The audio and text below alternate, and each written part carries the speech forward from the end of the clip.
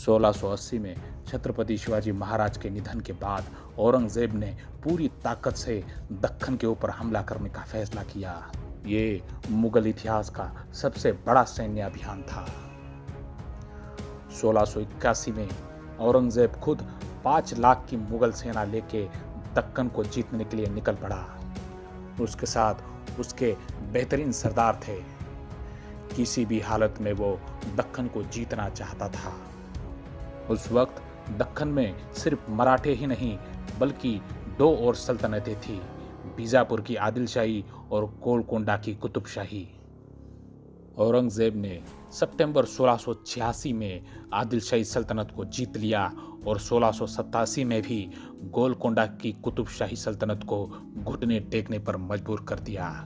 लेकिन मराठे छत्रपति संभाजी महाराज के नेतृत्व में औरंगजेब को कड़ी टक्कर दे रहे थे।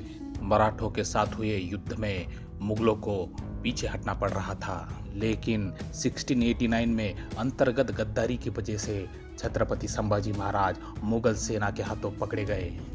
औरंगजेब ने उन्हें बेरहमी से यातना देकर कत्ल कर डाला। औरंगजेब ने मराठों के कई इलाकों पर और किलों पर अपना कब्जा जमा लिया और मुगल सल्तनत के अधीन कर लिया। संभाजी महाराज के मरने के बाद भी औरंगजेब को मराठों को पूर्ण तरीके से कुचलने के लिए काफी मशक्कत करनी पड़ रही थी। राजाराम महाराज, महारानी ताराबाई और संताजी और धनाजी जैसे सरदारों के नेतृत्व में मराठे पूरी ताकत से मुगलों का सामना कर रहे थे। अगले कई सालों तक मराठा और मुगलों के बीच युद्ध होते ही रहे।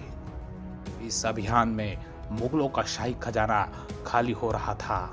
दक्कन को जीतने की सनक में औरंगजेब ने लाखों सैनिकों की बलि चढ़ा दी। इतना बड़ा सैन्य अभियान करके भी कुछ खास हासिल नहीं हो रहा था और आखिर में औरंगजेब काफी निराश हो चुका था।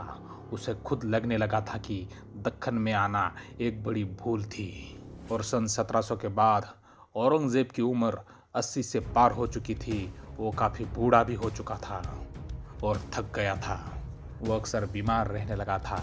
उसका शरीर उसे साथ नहीं दे रहा था। अब उसका दिल्ली जाना काफी नामुमकिन सा लग रहा था। इस सालों से वो शाही महल छोड़कर दक्कन में तंबुओं में रह रहा था। कृष्णा नदी के किनारे देवापुर में औरंगजेब की तबीयत काफी खराब हो गई थी। 6 महीने मुगल सेना इसी जगह पर टिकी रही। मराठे छापामार युद्ध नीति से मुगलों के ऊपर हमले कर ही रहे थे। औरंगजेब जब अहमदनगर पहुंचा तो वहां भी उसकी तबीयत एकाएक बिगड़ गई। अपने बीमारी के आखिरी दिनों में औरंगजेब ने अपने बेटे आजम को खत लिखा। इस खत को पढ़कर आपको औरंगजेब की दशा का अंदाजा लगाया जा सकता है। अपने बेटे आजम को लिखे खत में औरंगजेब कहता है, मैं अकेला आया था और एक अजनबी की तरह इस दुनिया से अकेला ही जाऊंगा। मैं नहीं जानता कि मैं कौन हूँ और मैं क्या कर रहा था। अपने राज में मैंने जो कुछ किया उससे दुख और निराशा ही मेरे हाथ लगी है। मैंने जो भी किया अल्लाह उस पर रहम करे। मैं एक बादशाह के तौर पर नाकामयाब साबित हुआ। खत पाकर आजम शाह तुरंत ही अपने पिता से मिलने के लिए पहुंचा। तब उसने देखा कि औरंगजेब का शरीर पूरी तरीके से सफेद पड़ चुका है, मानो उसके शरीर का रक्त सूख गया हो। 28 साल दक्कन का अभियान चलाकर 3 मार्च 1707 में औरंगजेब की औरंगाबाद के खुलताबाद में मृत्यु हो गई। इस शहर को अब संभाजीनगर नाम से जाना जाता है। औरंगजेब की आखिरी इच्छा के अनुसार उसकी मैयत पर कोई शाही जनाजा नहीं निकाला जाएगा और ना ही शाही खजाने से उसकी मैयत के ऊपर या कब्र के ऊपर कोई खर्चा किया जाएगा। अपनी जिंदगी भर टोपियां सीकर और अपनी लिखी हुई कुरान की प्रति बेचकर उसने जो कमाई की थी उसी पैसों से ही मेरी मैयत का पूरा खर्च किया जाए, ये उसकी आखिरी इच्छा थी।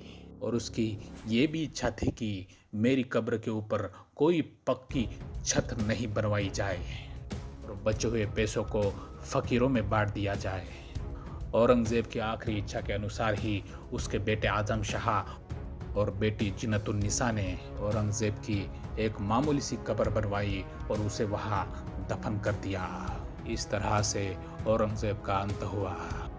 दक्कन जीतने आया औरंगजेब आखिर दक्कन की मिट्टी में ही समा गया। दोस्तों, ये जानकारी आपको कैसी लगी ये कमेंट करके ज़रूर बताइएगा और हाँ, चैनल को सब्सक्राइब करना ना भूलना।